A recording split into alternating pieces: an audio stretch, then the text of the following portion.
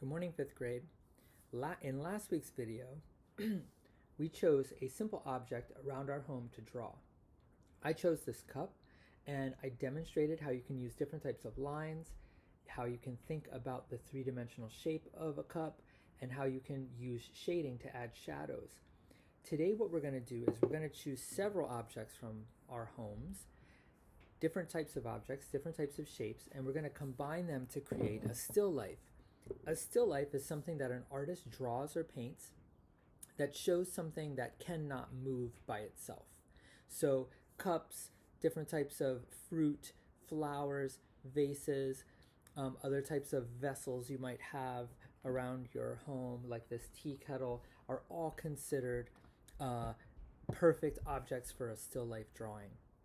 Now, artists draw still lifes for many different reasons. One reason is it's really difficult to draw something very carefully and realistically if it's moving around a lot. And a still life has the advantage of not moving. So when you're drawing it, you can really take your time and you can really look carefully, and you don't have to worry about anything changing as you're drawing. But there are other artists that have chosen to draw still lives as their only source of inspiration.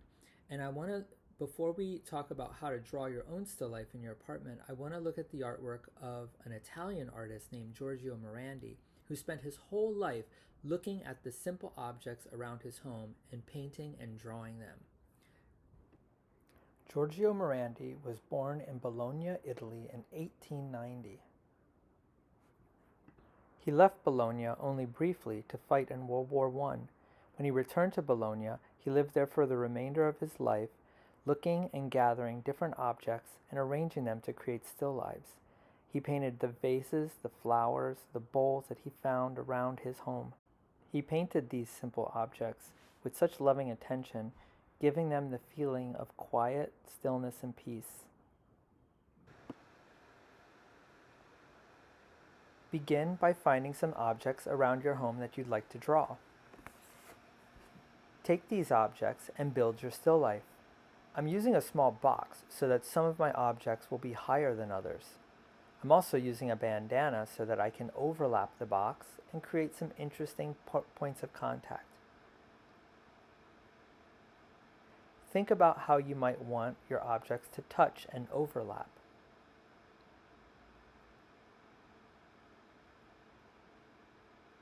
Take a minute and look at your still life. If it doesn't feel right, you can always take objects out. Now let's look at how things are touching and connecting.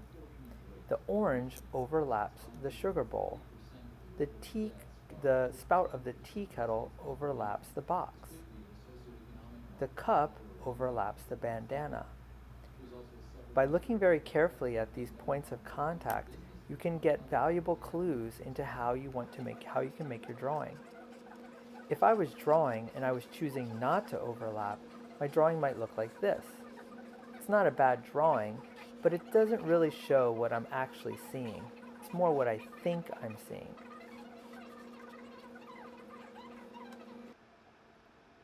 Now in this drawing, I'm going to try to pay attention to how things are touching and where they're overlapping. I'm also starting at the top of my paper, so I have enough room for my drawing. Notice my lines are very soft. I'm not pushing very hard with my pencil. I'm also using a lot of lines, sketching in the objects. Pay attention to how things overlap. Let your pencil move from one object to the next.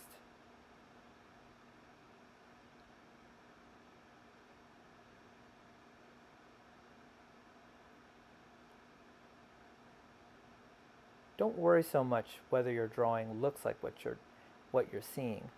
Just keep looking and finding more information to put into your drawing.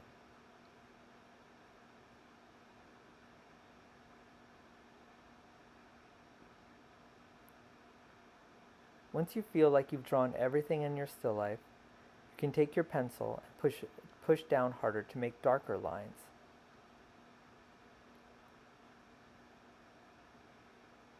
I'm choosing not to add much shadow.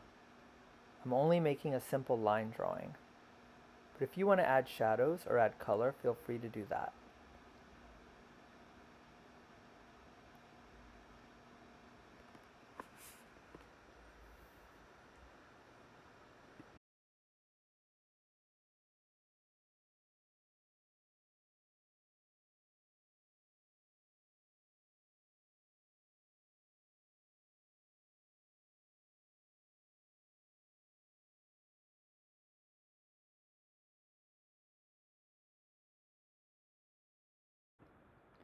In my drawing, I've run out of room on my paper, so I'm getting another paper and connecting it so I can just keep drawing every object.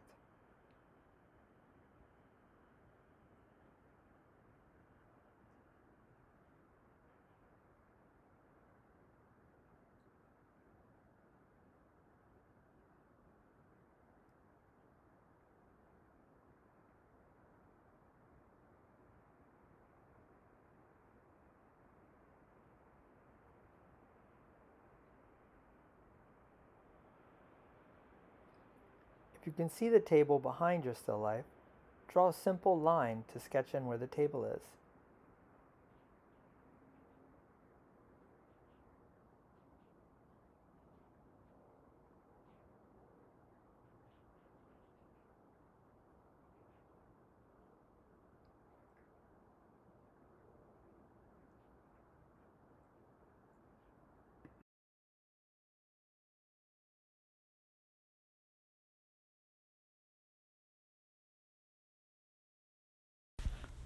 Now it's your turn to create a still life drawing. Look around your house, gather some objects together, arrange them however you like, and make a simple line drawing. Make sure to pay attention to all the parts of your still life that overlap. When you finish, send me a comment and upload your drawing to Assignment so that I can see it. Have a great day.